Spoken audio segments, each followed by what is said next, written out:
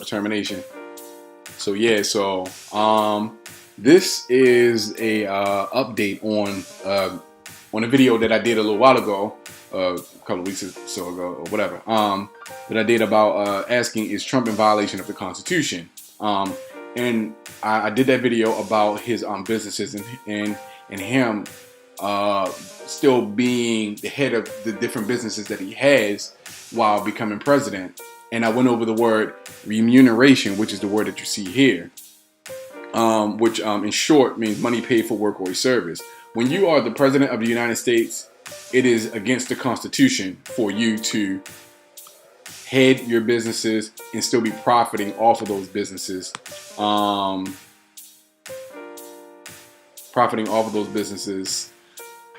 while you are the president, and actually using those businesses as the president to profit off of and things like that. Let's see.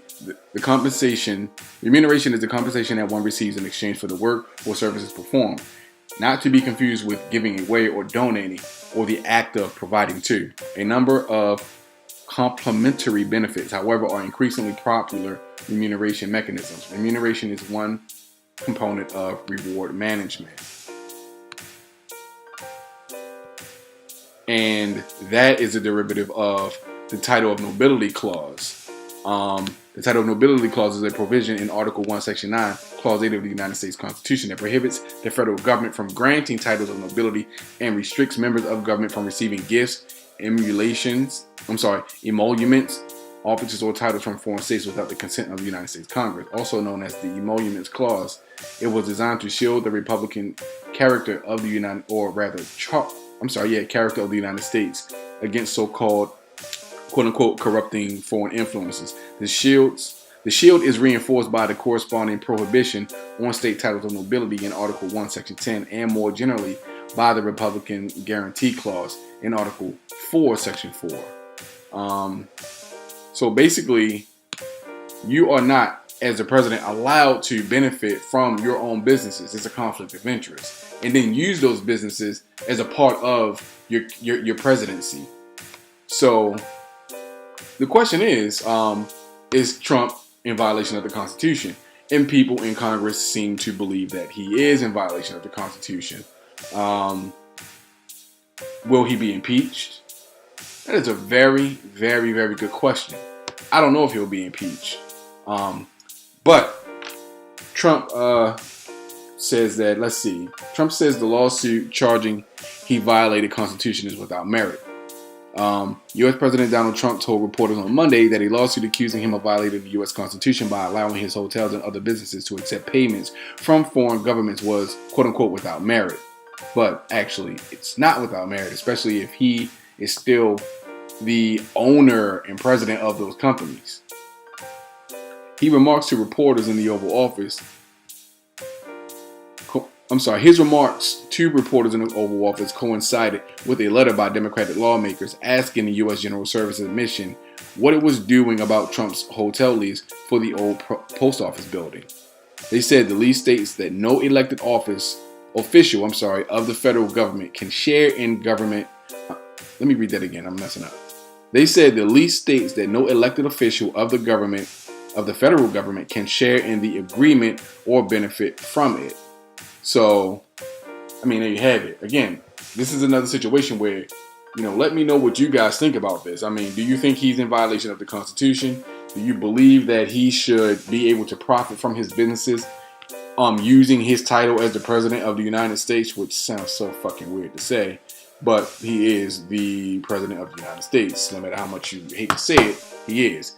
So I just wanted to give you guys a little bit of background on the title of nobility clause, the emoluments clause, remunerations, and things like that, just to educate you guys on these things. So I'll put the link to my other video that I did, is Trump in violation of the Constitution, in the description box, and or you can just subscribe to my channel and you'll have it there also. But is he in violation? Should he give up the rights to his companies or take his names off of his companies and businesses as to not continue to violate the Constitution and create a conflict of interest? Let me know what you guys think about that. like clause unquestionably applies to the President of the United States. That it covers an exceptionally broad and diverse range of remunerative relationships, including fair market value transactions that confer profit on a federal office holder, and that it reaches payments and emoluments from foreign states, including state-owned and state-controlled corporations. Remunerative relationship. Remunerative basically means this: money paid for work and services. Let's see. Just real quick.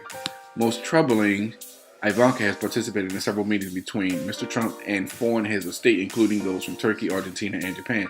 Ivanka's presence at Mr. Trump's meeting with Prime Minister Shinzo Abe of Japan is especially striking since Ivanka is currently in talks with Sina International, whose largest shareholder is wholly owned by the Japanese government. Conflict. To close a major and highly lucrative licensing deal. They then list multiple holdings that will provide prohibited revenue. For example, Trump International Hotel, a major new project in Washington, D.C., and a new hotspot for foreign diplomats. The Industrial and Commercial Bank of China, owned by the People's Republic of China, is the single largest tenant in Trump Tower. Even as debates rage over American/Russian relations and Russian cyber attacks on U.S. interests, and even on the recent presidential election, it has been reported that Russian financiers play a significant, albeit concealed, role in Mr. Trump's organization. Just, to name a little bit, just to, give you some info on that. Now, here, Trump cannot solve this problem and thereby comply with the Constitution by letting his children, who have already improperly mixed business and government, run the businesses. If Mr. Trump retains an ownership interest in the Trump Organization, then his personal bottom line is necessarily affected by everything that the business does, whether or not the decisions of that business are directed by or even known to Mr. Trump personally. For purposes of the Emoluments Clause, it would be totally irrelevant that someone else may be calling the day-to-day shot, since everyone, including Mr. Trump, would know that the manner in which foreign powers interact with the Trump Organization invariably affected Mr. Trump's word. So basically, there it is, for the most part. Now, what are potential solutions? The authors assert with great merit that the Electoral College would be justified in concluding that he is unqualified for the office of presidency.